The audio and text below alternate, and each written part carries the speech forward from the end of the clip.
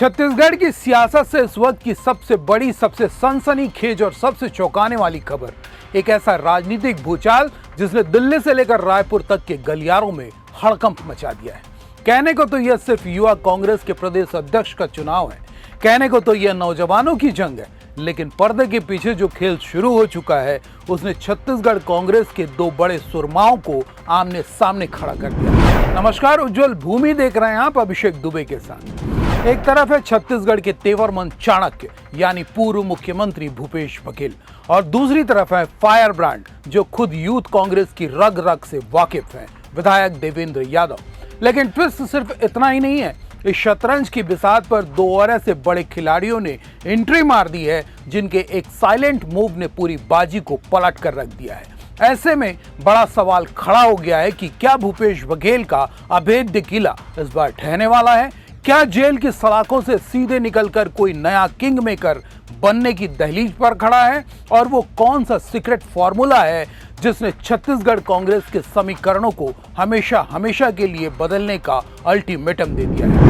आज की इस स्पेशल पॉलिटिकल इनसाइड स्टोरी में हम उस हर एक चेहरे से नकाब हटाएंगे जो इस वक्त छत्तीसगढ़ की राजनीति को रीराइट यानी दोबारा लिखने की कोशिश कर रहा है। वीडियो को आखिरी सेकंड तक जरूर देखिएगा क्योंकि जो आंकड़े और जो इनसाइड थ्योरी हम आपको बताने जा रहे हैं वो हर किसी के लिए बिल्कुल नया और अनूठा। सबसे पहले बात करते हैं उस टाइम बम की जो इस वक्त संगठन के भीतर टिक टिक कर रहा है। यूथ कांग्रेस के इस चुनाव में सबसे बड़ा पैमाना होता है रेफरल पॉइंट्स, यानी वो शुरुआती संगठनात्मक समर्थन जो राज्य के ब्लॉक अध्यक्ष अपने पसंदीदा उम्मीदवार को सौंपते हैं। और जब इस पहले दौर के आंकड़े सामने आए तो बड़े बड़े सियासी पंडितों के होश उड़ गए। इस रेस में सबसे आगे, सबसे आक्रामक तरीके से जो नाम दौड़ रहा है वह है देवेंद्र यादव पैनल के शैलेंद्र बंजारे का। शैलेंद्र बंजारे ने शुरुआती दौर में ही रिकॉर्ड तोड़ 317 रेफरल पॉइंट्स हासिल करके अपने विरोधियों के खेमे में खलबली मचा दी है। वे इस वक्त फ्रंट रनर हैं, यानी रेस में सबसे आगे। कहानी यहीं खत्म नहीं होती। देवेंद्र यादव के चक्रव्यूह की ताकत देखिए। इस रेस में दूसरे नंबर पर भी उन्हीं के पैनल के प्रशांत बोगड़े काबिज हैं जिन्हें 224 रेफरल मिले हैं और तीसरे नंबर पर भी इसी पैनल के सोनू शर्मा अपनी धमक दिखा रहे हैं जिन्हें 221 रेफरल पॉइंट्स हासिल हुए हैं। यानी टॉप 3 स्थानों पर देवेंद्र यादव के सपा सलारों ने पूरी तरह से कब्जा जमा लिया है। अब सोच रहे होंगे कि पूर्व मुख्यमंत्री भूपेश बघेल का खेमा है कहां? तो आपको बता दें कि बघेल कैंप के सबसे बड़े और मुख्य चेहरे विनयशील इस वक्त केवल 192 रेफरल पॉइंट्स के साथ चौथे नंबर पर खिसक चुके हैं। उनके पीछे लोकेश वशिष्ठ 183 अंकों के साथ त्रिकोणीय मुकाबला बनाने की कोशिश कर रहे हैं, जबकि निखिल कांत साहू 168, हनी बग्गा 146 और साजल चंद्राकर 106 अंकों के साथ रेस में बने रहने की आखिरी जद्दोजहद कर रहे हैं। इन आंकड़ों ने साफ कर दिया है कि शुरुआती बाजी देवेंद्र यादव के हाथ में है, लेकिन क्या भूपेश बघेल इतनी आसानी से हार मारने वाले खिलाड़ी हैं? इसका जवाब आपको आगे मिलेगा। राजनीति की एक शाश्वत सच्चाई है, यहाँ ना तो कोई स्थायी दोस्त होता है और ना ही कोई स्थायी दुश्मन।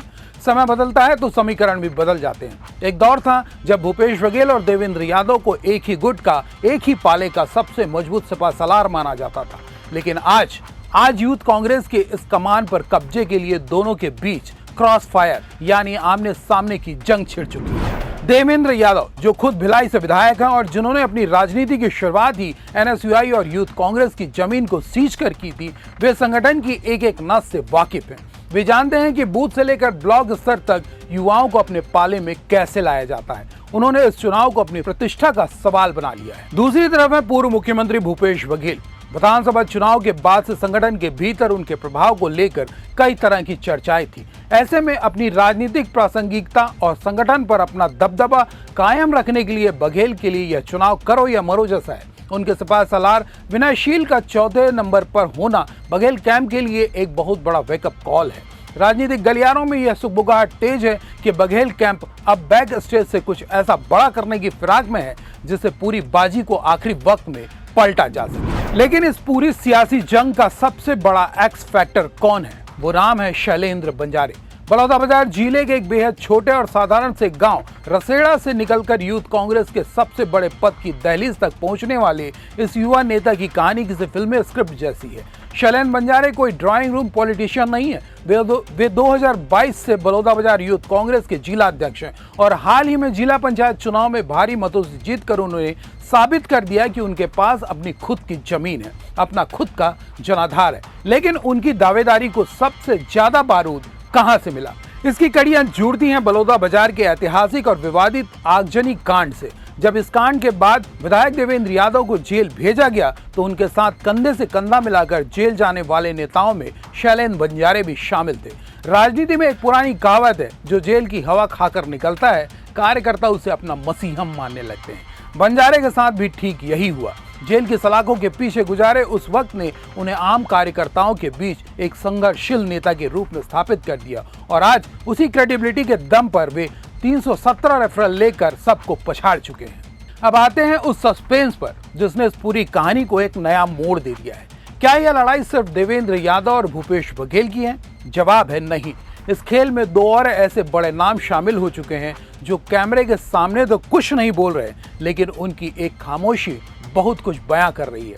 हम बात कर रहे हैं नेता प्रतिपक्ष डॉक्टर चरणदास महंत और पूर्व डिप्टी सीएम टीएस सिंहदेव की। कांग्रेस के अंदरूनी सूत्रों के हवाले से जो खबर छनकर बाहर आ रही है वो चौंकाने वाली है। कहा जा रहा है कि महंत और सिंहदेव के खेमों ने पर्दे के पीछे से देवेंद्र यादव के पैनल यानी शैलेंद्र बंजारे और प्रशांत बोगड़े को अपना मौन समर्थन दे दिया है। अब सवाल उठता है कि आखिर ऐसा क्यों हुआ?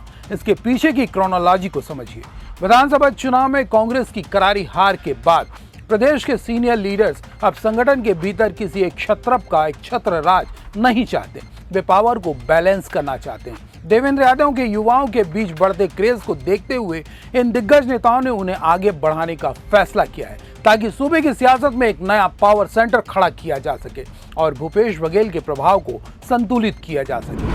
अगर यह इनसाइड थ्योरी सच है तो इसका सीधा मतलब है कि बघेल कैंप के विनाशशील के लिए आगे का रास्ता अब बेहद कठिन और पथरीला होने वाला है। इस भारी गुटबाजी और खींचतान के बीच कांग्रेस आला कमान के मन में गहरा डर भी बैठ गया है। डर इस बात का कि पिछली बार जब युवा कांग्रेस के चुनाव हुए थे तो आपस की लड़ाई इस कदर बढ़ गई थी कि उसकी कड़वाहट ने 2023 के मुख्य विधानसभा चुनाव में पार्टी का बंटा धार कर दिया था। इसी कड़वे इतिहास से सबक लेते हुए दिल्ली और रायपुर के कुछ बड़े नेता अब पर्दे के पीछे से एक और नया दांव खेल रहे हैं, सर्वसम्मति का फॉर्मूला। कोशिश की जा रही है कि चुनाव की इस लंबी और टकराव भरी प्रक्रिया को रोककर दोनों गुटों को एक टेबल पर बैठाया जाए और आपसी सहमति से किसी एक नाम पर मुहर लगा दी जाए। लेकिन सवाल यह है कि क्या यह मुमकिन है? एक तरफ शैलेंद्र बंजारे का रिकॉर्ड तोड़ ग्राफ है जिसे पाकर देवेंद्र यादव कैंप किसी भी कीमत पर पीछे हटने को तैयार नहीं है। दूसरी तरफ भूपेश बघेल की राजनीतिक साख का सवाल है जो अपने सिपहसालार को रेस से बाहर देखना बर्दाश्त नहीं कर सकते।